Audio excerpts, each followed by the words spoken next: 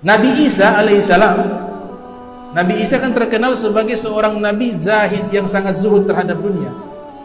Ini kisah diriwayatkan oleh Al-Habib Abdullah Al-Haddad, pengarang Ratibul Haddad, dalam kitabnya Risalatul Mudzakarah, nama kitab beliau. Jadi Nabi Isa ketika bertemu seorang dari Bani Israel ingin mendaftar sebagai muridnya Nabi Isa, seorang pemuda. Wahai Nabi Isa, saya ingin menjadi muridmu. Kata Nabi Isa, oh, tidak mudah menjadi muridku. Maka pemuda tersebut mengatakan, tidak, saya sungguh-sungguh ingin belajar kepadamu, ingin menjadi muridmu. Maka Nabi Isa terima pemuda ini. Kemudian Nabi Isa mengatakan, saya mau melakukan perjalanan.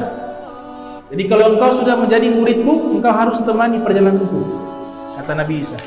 Maka sang pemuda tersebut mengatakan, iya, saya akan ikut perjalanan tersebut. Nabi Isa sediakan 3 potong roti. Wahai muridku, ini ada 3 potong roti. Kita sebentar makan, 1 potong untuk saya dan 1 potong untukmu. Adapun yang ketiga, potongan ketiga ini kita simpan untuk bekal. Itu Nabi Isa katakan kepada calon muridnya. Maka setelah itu Nabi Isa mengatakan, saya ada hajat, mau keluar sebentar, tolong kau jaga ini makanan. Nabi Isa keluar sebentar, kemudian Nabi Isa kembali. Ternyata roti sudah tinggal 2. Roti tinggal 2, padahal tadinya 3. Nabi Isa katakan, wahai muridku, roti kok tinggal 2? Kata murid, oh, saya tidak tahu, dari tadi hanya ada 2. Dari tadi hanya ada 2. Berarti dia sudah berbohong kepada Nabi Allah Isa alaihissalam. Baik, Nabi Isa tidak mempermasalahkan itu. Mereka lanjut perjalanan. Di tengah perjalanan ketemu seorang buta. Ada orang buta. Nabi Isa berdoa kepada Allah, kemudian diusap mata orang buta tersebut, sembuh. Itu disebutkan dalam Al-Quran. Nabi Isa punya mukjizat, bisa menyembuhkan orang-orang sakit. Bahkan orang yang sudah mati, dengan izin Allah beliau bisa hidupkan, sebagai bentuk mukjizat. Nabi Isa katakan, wahai muridku, engkau sudah lihat mukjizat ini?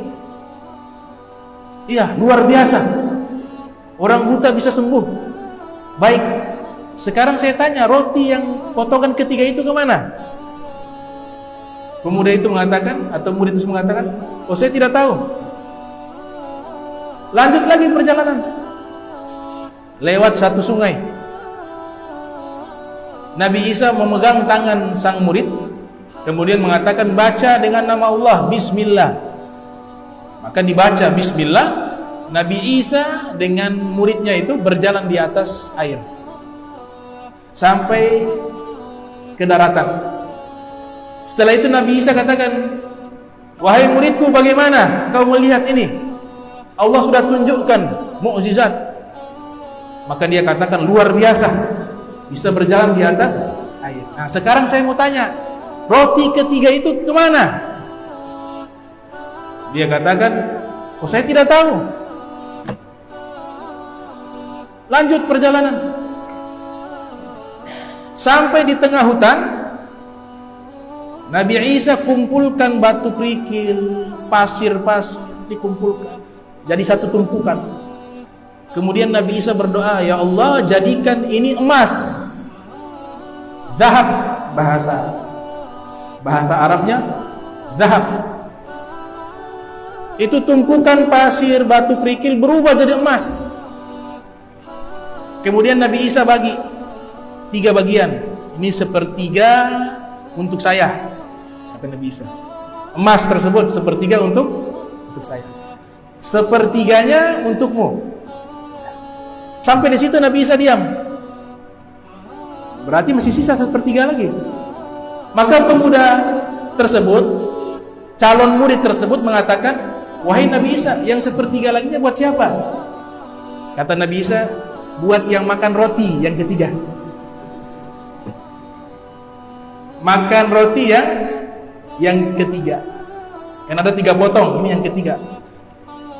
Oh, ini yang sepertiga ini buat orang yang makan roti yang ketiga itu. Iya, dia mengaku, saya yang makan.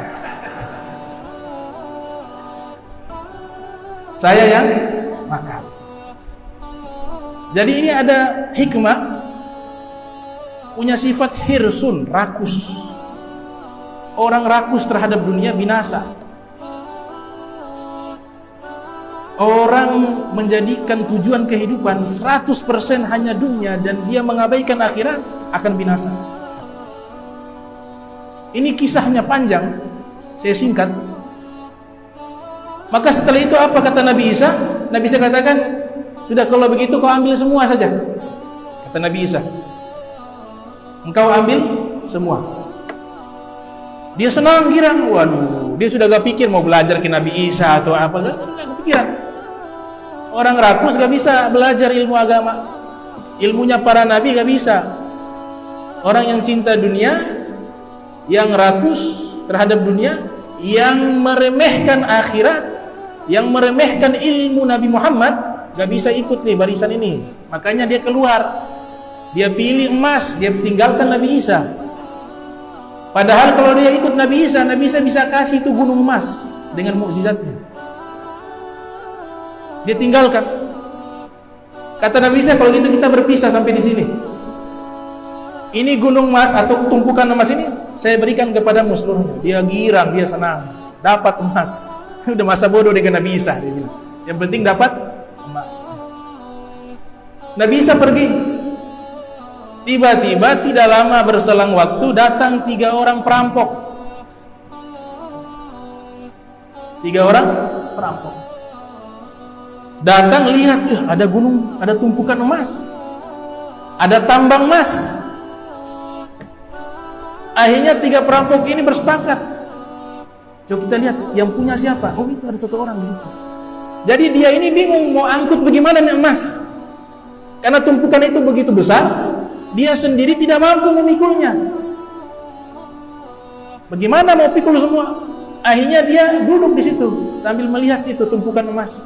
3 perampok ini datang sudah bersepakat, kita bunuh saja itu yang punya emas biar kita ambil emas itu seluruhnya. Maka yang calon murid Nabi Isa tadi dibunuh. Wala dapat emas, sudah mendapat murkanya seorang nabi, keluar dari jalan para nabi, jalannya Nabi Isa sebagai murid Nabi Isa, keluar, tidak jadi muridnya Nabi Isa, dibunuh dan bangkainya dibiarkan di situ karena di tengah hutan. Ternyata 3 perampok ini juga dalam hatinya punya sifat yang sama, rakus. Mulai 2 berbisik, ini bagaimana? Yang satunya bilang, kita bagi 3 saja, sepertiga ini, sepertiga, pas 3 orang. Kemudian 2 perampok ini berbisik, wah ini kita dapat sedikit kalau sepertiga, bagaimana kalau kita bunuh saja dia, biar kita bagi 2. Nah, mulai, bagaimana caranya? Udah, nanti kita habis makan, kita bunuh dia. Suruh dulu dia pergi beli makanan, nanti dia balik membeli makanan, baru kita bunuh dia. Panggil kawannya yang satu, tolong nih beli makan, sudah lapar. Baik, dia pergi ke pasar untuk beli makanan. Yang kedua orang ini, perampok ini sudah berpikir, wah dia balik kita bunuh, biar kita dapat bagi 2 ini, harta yang berlimpah ini, emas.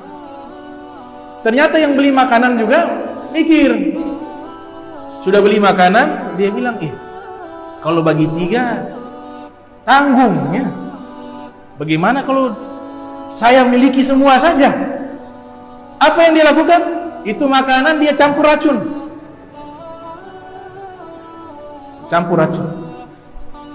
Subhanallah, ini luar biasa ini kisah mahal ini. Ini filosofi bagaimana dunia yang menipu kita. Dunia yang membuat kita lupa kepada akhirat. Tapi kalau kita hidup di dunia, taat kepada Allah, tidak tertipu, tidak merasa mulia dengan standar harta. Kita menilai orang itu mulia karena kesolehannya, karena akhlaknya yang baik, bukan karena jabatannya, bukan karena hartanya. Memang jabatan juga diperintahkan Nabi muliakan. Muliakan pemimpin kalian. Tapi yang menjadi tolak ukur adalah kesolehannya, kebaikannya. Akhirnya dia taburi racun. Dia sudah makan duluan, yang 2 bungkus ini buat kawannya, dia sudah taruh racun. Sampailah ke hutan. Kawannya bilang, kita mau ngobrol sebentar. Mana makanannya? Ambil makan, ditaruh dulu makanan. Di bawah ini yang beli makanan, di tempat yang agak jauh dari tumpukan emas, kemudian dibunuh. Jenazahnya ditarik lagi, ditumpuk dengan jenazah orang tersebut yang dibunuh tadi. Udah, mereka girang, kita bagi 2 ini. Bagi 2, kita dapat emas yang berlimpah ini. Ya. Nah, sebelum kita bagi 2, ini lapar nih, kita makan dulu. Akhirnya dua-duanya makan. Ketika sudah makan, selesai kenyang, belum sempat mereka sentuh itu emas, dua-duanya terkapar mati karena racun. Jadi siapa yang memiliki emas? Gak ada. Hakikatnya harta yang kita miliki di dunia ini sebenarnya tidak bisa kita miliki secara hakikat. Karena suatu saat kita akan tinggalkan. Nanti yang memiliki anaknya diwariskan lagi, diwariskan lagi, diwariskan lagi. Bahkan saya katakan rumah yang ada, rumah waris khususnya yang ada, umurnya lebih panjang dari penghuni rumah. Ada rumah 200 tahun, 150 tahun. Tapi yang punya rumah tidak sampai 70, 80. Nanti diwariskan. Padahal yang bangun yang pertama. Apakah dia miliki? Hakikatnya tidak dimiliki. Dia tinggalkan semuanya. Dia tinggalkan semuanya. Nah, waktu berselang, nah kemudian Nabi Isa alaihissalam tiba-tiba waktu berjalan, beberapa tahun kemudian Nabi Isa lewat dengan murid-muridnya. Nabi Isa lewat dengan murid-muridnya. Lewat ke hutan yang dimana calon murid mati. Lewat Nabi Isa dengan murid-muridnya, tujuannya memberikan pendidikan. Mereka masuk ke hutan tersebut, tumpukan emas itu masih ada. Tapi di depan tumpukan emas ada tengkorak manusia. Kemudian Nabi Isa tunjukkan, wahai murid-muridku, lihatlah ini. Murid-muridnya melihat, oh, tumpukan emas, wahai Nabi Isa. Kaum Khawariyun dilihat. Kemudian itu tengkorak. Kata Nabi Isa, ini mereka dipermainkan oleh dunia. Tengkorak-tengkorak ini. Hakadha taf'alu dunya bi ahliha fa'buruha wa la ta'muruha, kata Nabi Isa. Beginilah orang-orang yang dipermainkan oleh duniawi. Ini emas dia tidak dapat, yang ada apa? Seluruhnya saling bunuh dan mati. Ujung-ujungnya apa? Jadi bangke, jadi tengkorak, jadi tulang. Fa'buruha wala ta'muruha. Maka ketika hidup di dunia, ideologi yang kita gunakan adalah di dunia ini tempat singgah sesaat, tempat lewat. Maka lewati saja. Ad-dunya kintara fa'buruha wala ta'muruha, kata Nabi Isa alaihissalam. Dunia ini jembatan. Jembatan itu tugasnya apa? Hanya tempat perlintasan. Lewat saja, wala ta'muruha. Jangan kalian sibuk memakmurkan jembatan. Itu bukan tempat untuk membangun bangunan. Itu tempat lewat, bukan membangun rumah. Adakah di dunia ini jembatan yang menghubungkan satu tempat dengan tempat yang lain, kemudian di tengah jembatan ada rumah? Ada. Kenapa? Karena seluruh manusia tahu itu hanya lewat. Nanti setelah lewat dari jembatan, baru bangun rumah di situ. Ada tanah. Itu filosofi yang luar biasa diajarkan oleh Nabi Isa alaihissalam. Maka kisah ini jadikan satu pemikiran bagi kita.